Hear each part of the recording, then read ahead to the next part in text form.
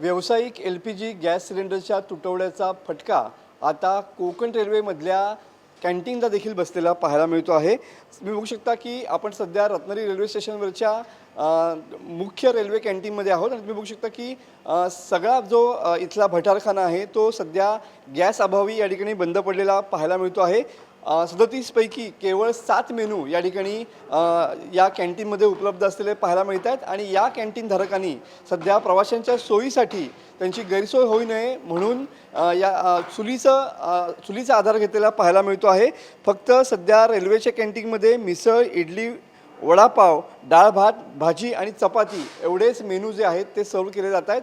मात्र हे सगळे मेनू जे आहेत ते सध्या चुलीवरती तयार केले जात आहेत आणि इथल्या प्रवाशांची गैरसोय टाळण्यासाठी हा प्रयत्न आहे। तुम्ही बघू शकता की रेल्वे कॅन्टीनमधल्या जे जवळपास 4 ते 5 जे गॅस आहेत ते पूर्णपणे या LPG गॅस मिळत नसल्याने बंद असलेले पाहायला मिळतात।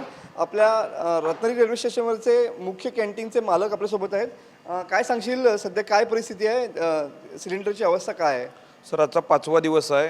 गॅसचा तुटवडा असल्यामुळे प्रवाशांना सोयी देण्यासाठी खूप अडचण निर्माण होत आहेत। आज 5 दिवस झाले की आम्ही गॅस पूर्णपणे बंद झालेला आहे।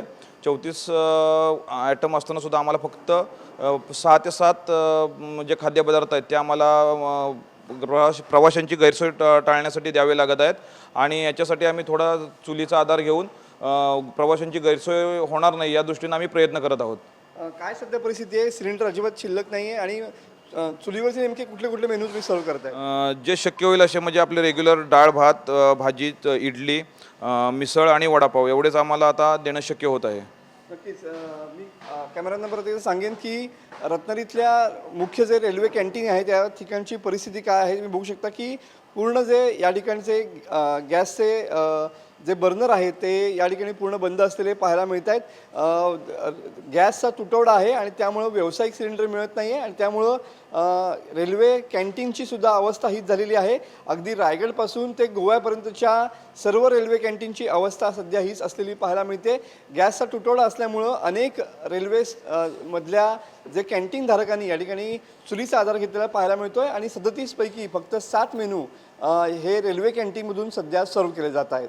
कॅमेरामॅन समित गजनेसह मनोज लेले, TV9 मराठी, रत्नागिरी।